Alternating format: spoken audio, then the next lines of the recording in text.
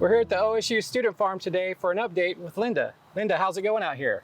Really good. We've had a wonderful spring. The cool weather and the rain has really been good for everything. Our cool season crops have done really well. We've harvested a lot of broccoli and cabbage and cauliflower, lettuce. It's gone really well. Well, just tell us a little bit. Right now you got two fields out in the front of the property here. An east field and a west field. So how do you treat those? You got cool season on one side, warm season on the other, and then you flip them around. And so how does all that work? So this year we rotated everything around. So that way our cool season is all on the west field.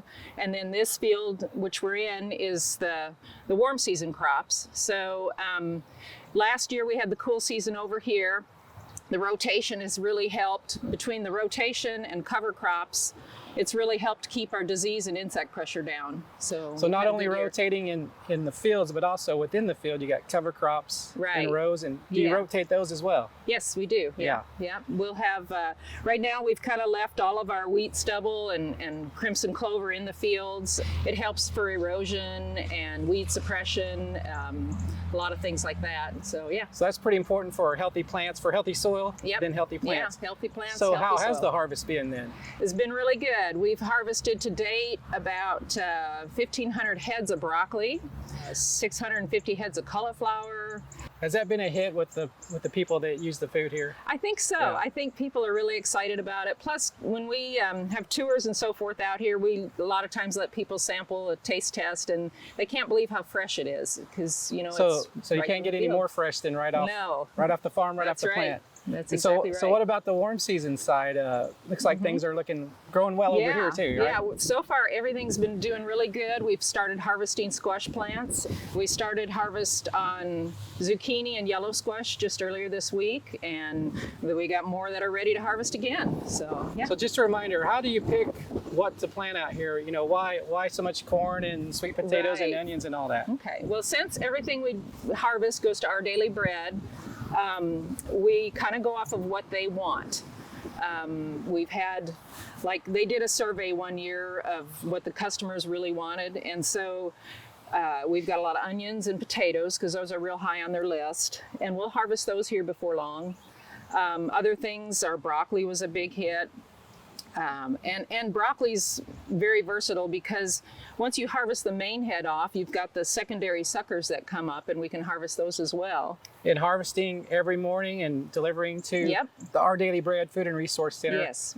And who does that work? We all do, the students and us.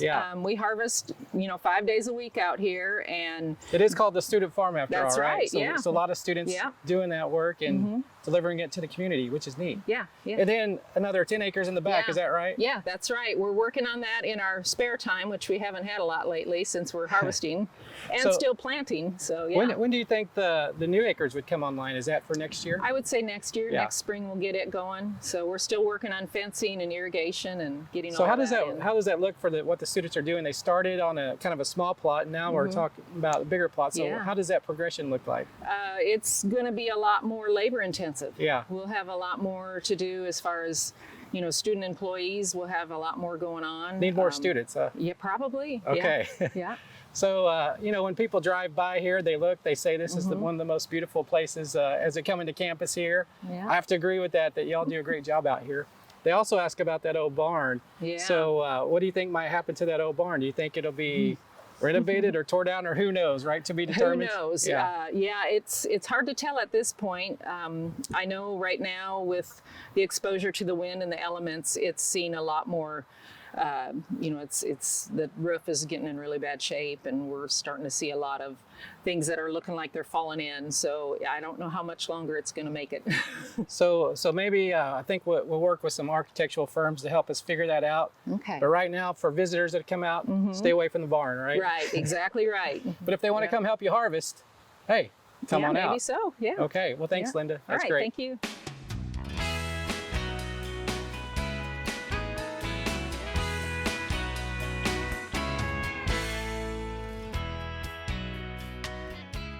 We hope you enjoyed this video as part of our Oklahoma Gardening YouTube channel. You can also find even more videos on the OK Gardening Classics YouTube channel. and join us on social media for great gardening tips, photos, and discussion.